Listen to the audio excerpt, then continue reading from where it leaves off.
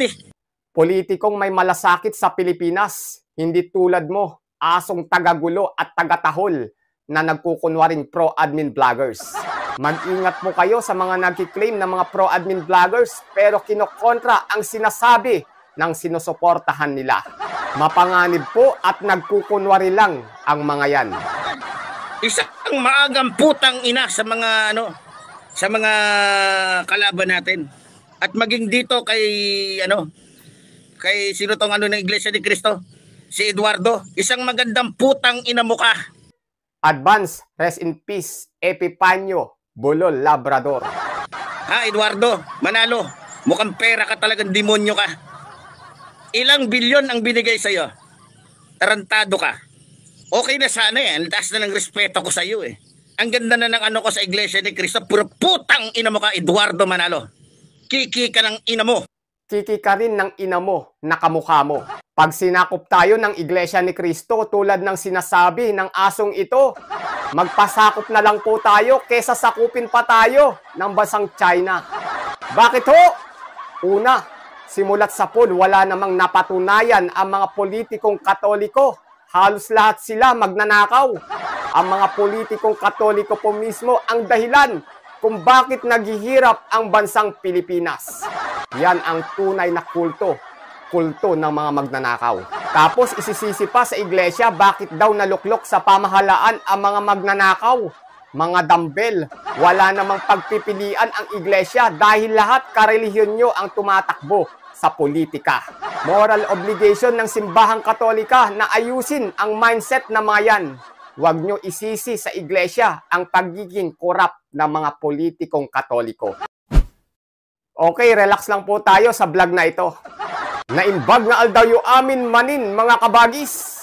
Magandang araw po, Luzon, Visayas at Mindanao. At sa lahat ho ng Pilipino sa buong mundo, magandang araw po. At kahit kailan hindi po kasama sa pagbati natin ang mga Pilipinong Pro-People's Republic of China. Mga kabagis, meron na namang abnormal na lumabas sa social media.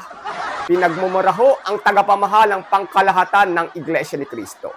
Siya po ay si Epipanyo, Bulol, Labrador.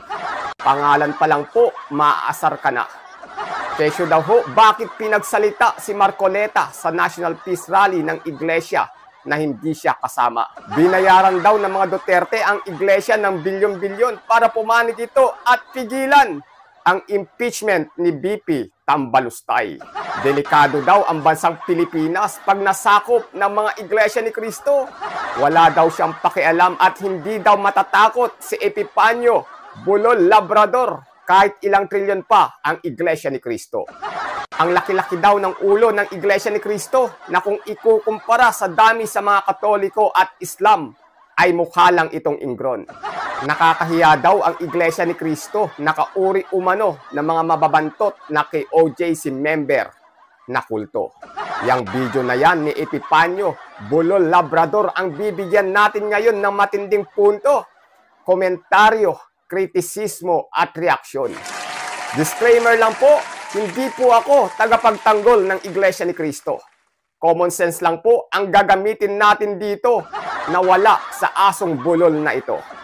Bago po yan, hinihikayat ko po kayong i-like muna ang video ito. Siyempre ho, wag nyo rin pong kakalimutang pindutin ang subscribe or follow button. On nyo na rin po ang notification bell at piliin ang all.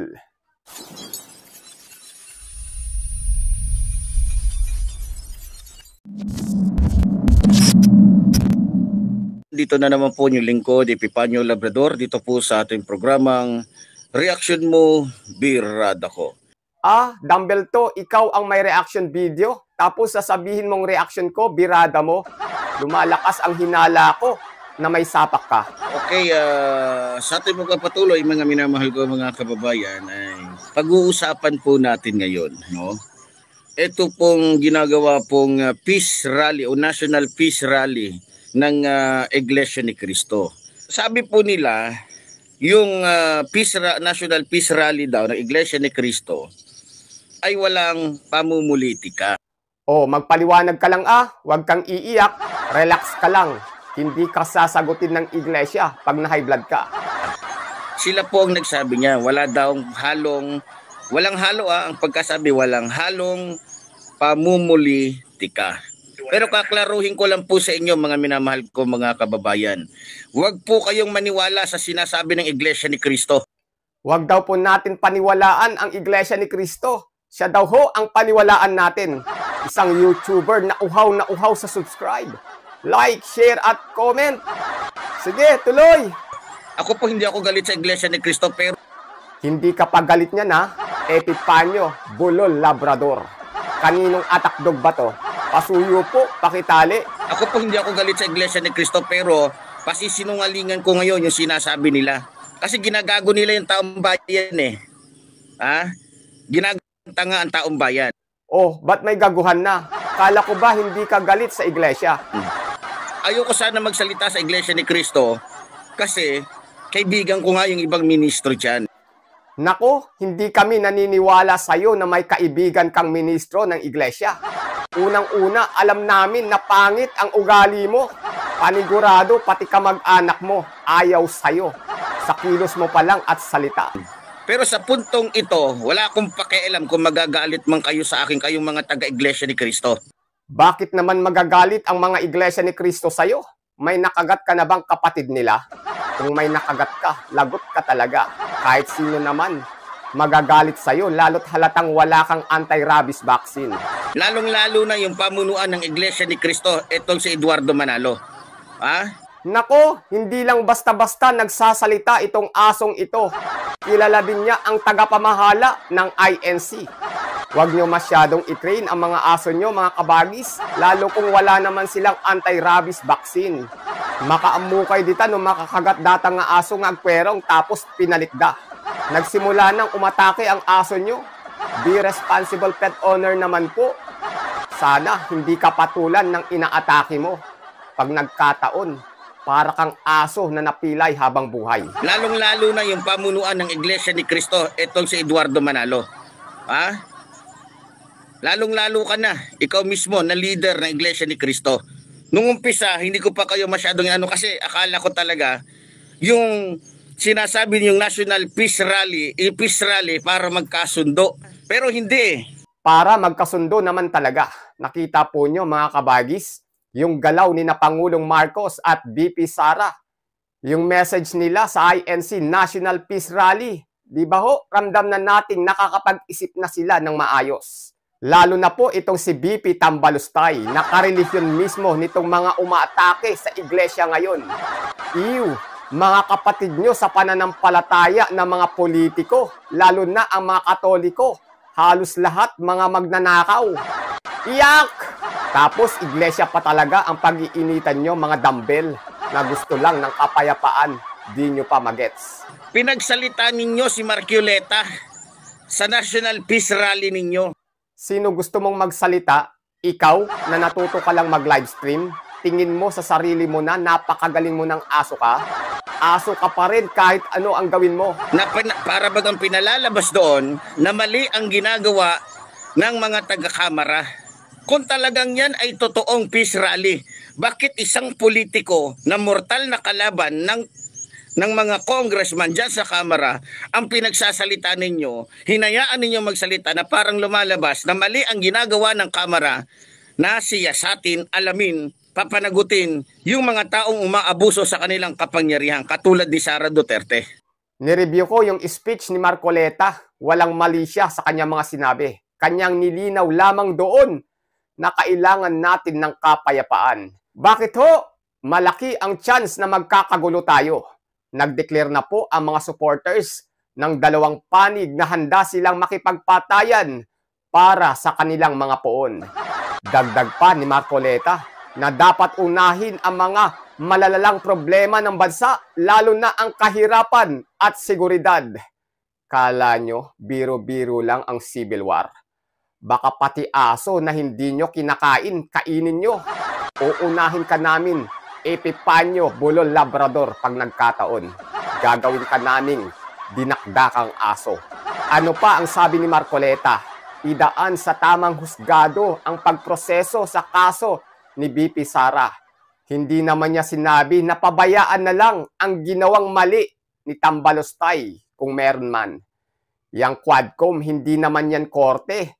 Gusto lang ng mga yan magpasikat at malibre sa exposure para sa susunod na eleksyon. Hindi ho ako naniniwala na pro-BBM vloggers itong si Epipanyo Bulol Labrador. Bakit po?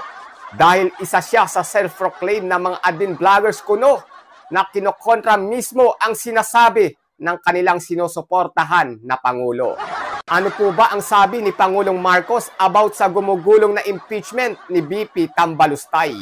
Kanyang sinabi na ang impeachment ni BP Sara is unimportant at hindi makakatulong sa pag-angat ng buhay ng mga Pilipino. Hindi ata alam yan ng atakdog na ito.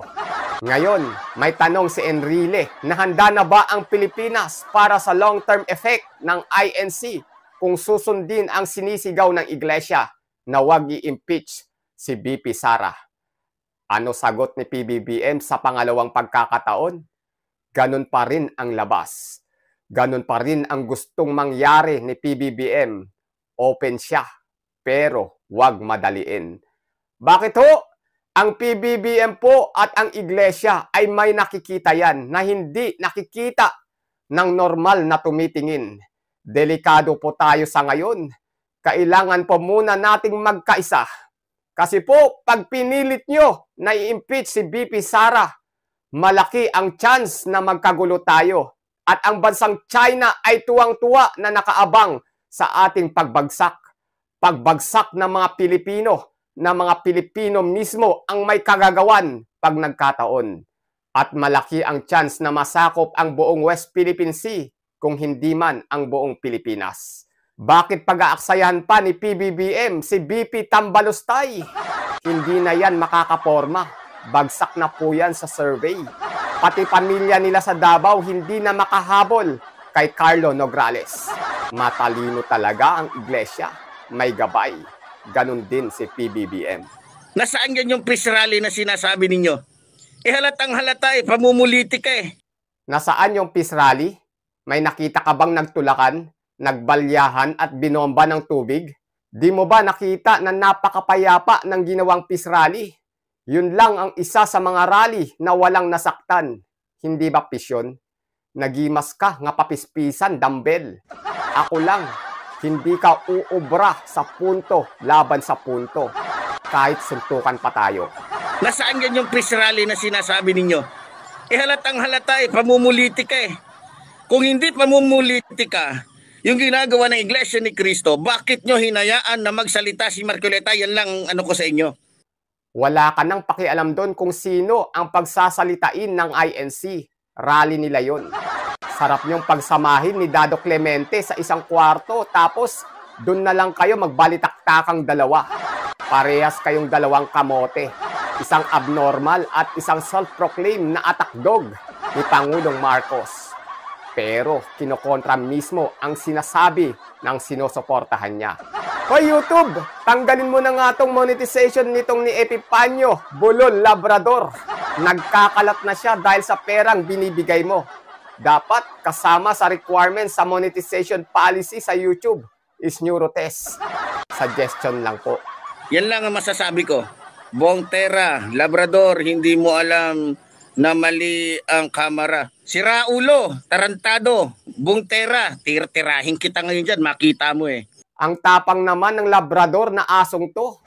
Ito lang yung matapang na nakatakip ang muka. Mukha mo pa lang, puwet lang kaya mong tirahin. Huwag kami. Kung totoong matapang ka, tanggalin mo yung face mask mo. Nananawagan po ako. Kung kanino mang aso ito, nagkakalat na po siya sa social media. Inuulit ko po, be responsible pet owner naman po. Nakikisuyo ako, perwisyo na po siya. Okay lang sana kung tama ang pinagsasabi ng asong ito. Anong hindi alam? Ang sabi ng Iglesia ni Cristo, yung peace rally na yan ay walang halong pamumulitika, kundi ka pa naman bobot, siraulo, gago, di puta, walang niya, gago, demonyo. Halatang halata Anong halatang halata? Dapat ba isaalang-alang ng Iglesia ang mararamdaman ng isang aso? Ang linaw, napakapayapa ng naganap na rally. At ang sinasabi ni Marcoleta ay depende na lang kung paano mo tanggapin. At si PBBM panigurado, pumapalakpak pa yun sa ginawa ng iglesia dahil ang INC ay naiintindihan siya. Tapos ikaw na asong nakikisuporta lang kay PBBM, kokontrahin mo siya, para kang tanga. Hindi ka naman tao, wag kang piling. Isa kang hayop. Hayop na marunong gumamit ng social media. Langya, kabisado mo pa mag-livestream